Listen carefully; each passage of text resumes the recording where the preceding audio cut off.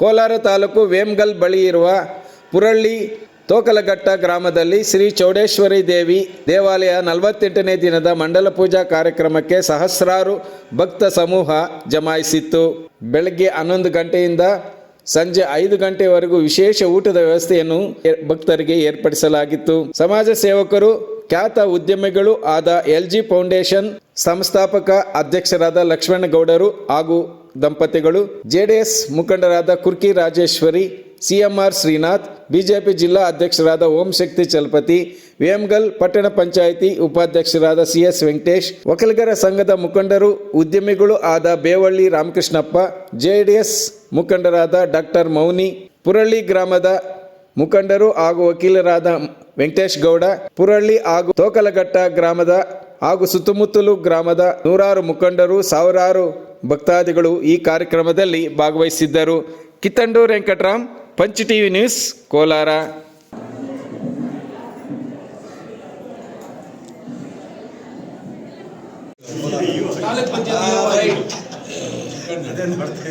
ಚಿಕ್ಕಂಡಳ್ಳಿನಾ?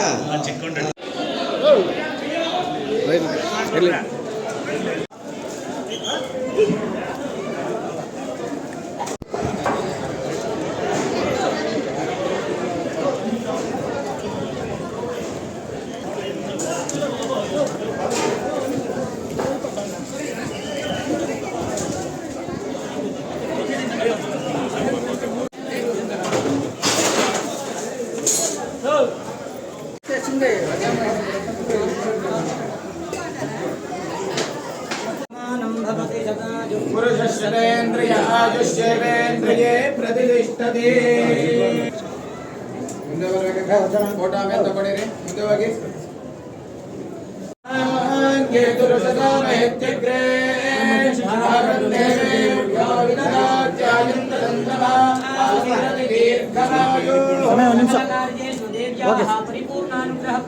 ಸಿದ್ಧಿರಸ್ತು.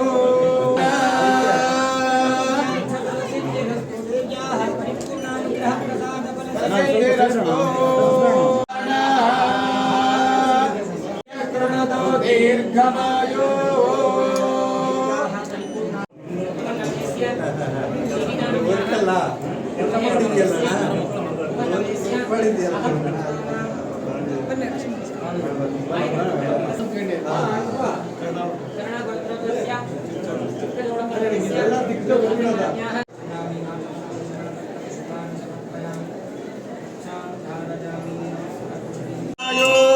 ಮುಂದೆ ಬರಬೇಕು. ಈ ಕಡೆ